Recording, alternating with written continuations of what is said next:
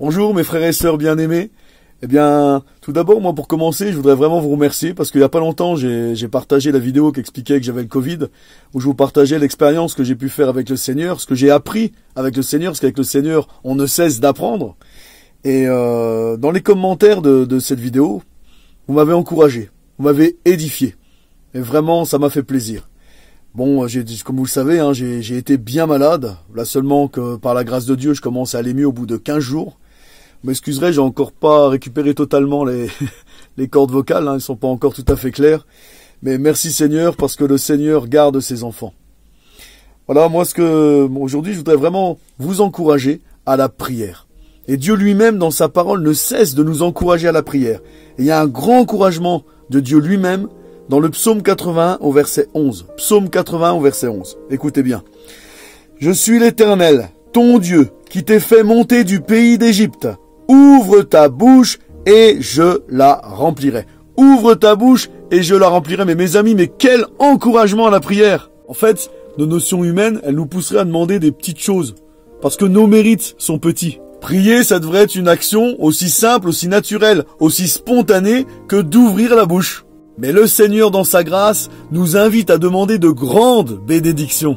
Quand un homme est vraiment fervent, il ouvre grand sa bouche et notre texte nous invite à être vraiment fervent dans nos supplications.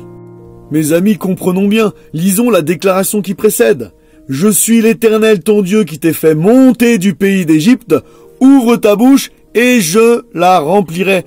Parce qu'il lui a déjà beaucoup donné, Dieu invite son peuple à lui demander davantage et à attendre de plus grandes choses encore.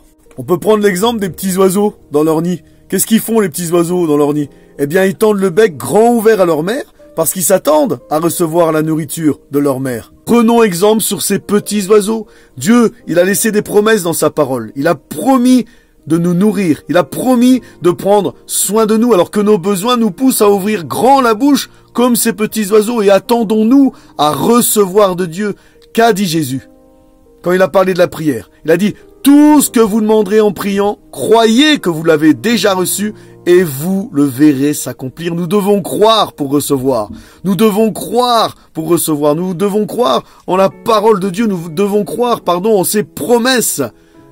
Nous devons croire en ses promesses et nous attendre comme ces petits oiseaux avec leur mère qui ouvrent le bec. Grand ouvert, ils l'ont le bec. Eh bien, nous aussi, ouvrons notre bouche en grand et Dieu lui-même la remplira. Que nos besoins nous poussent à ouvrir grand notre bouche et cette bouche sera en plus remplie par Dieu lui-même. Alors, dès aujourd'hui, ouvrons grand la bouche et qu'il en soit ainsi pour chacun de nous. Dans sa parole, il y a vraiment beaucoup de versets où Dieu nous encourage à le prier. Matthieu 6 au verset 6. Prie ton Père qui est là dans le lieu secret et ton Père qui voit dans le secret te le rendra. Ton Père, il entend ta prière dans le secret. Qu'est-ce qu'il fait? Qu'est-ce qu'il a dit Jésus-Christ? Il te le rendra. Il te le rendra. Regardez encore ce que dit Paul dans Philippiens 4 au verset 6. Philippiens 4 au verset 6. Ne vous inquiétez de rien, mais en toute chose, faites connaître vos besoins à Dieu par des prières et des supplications avec action de grâce. Encore une fois, un encouragement à la prière et qui nous précise ne vous inquiétez de rien.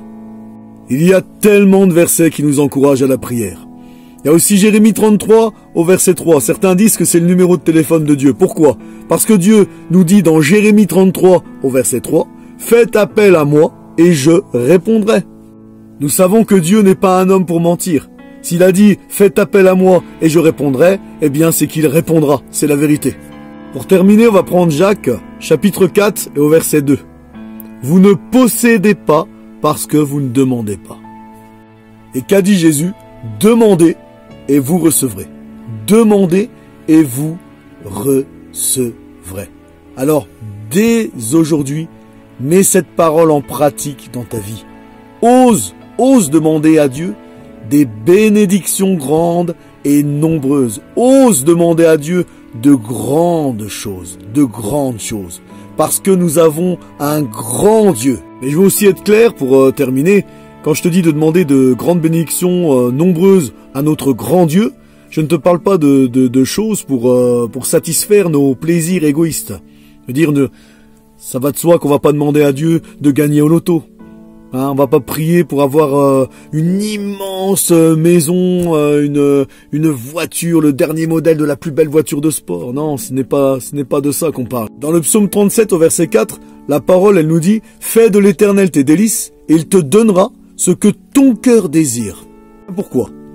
Tout simplement parce que si tu fais d'Éternel tes délices, eh bien l'Éternel va remplir ton cœur, l'Éternel va remplir tes pensées, et forcément, tu vas demander des choses conformément à sa volonté.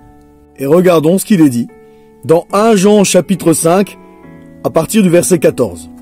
Nous avons près de lui cette assurance, que si nous demandons quelque chose selon sa volonté, il nous écoute.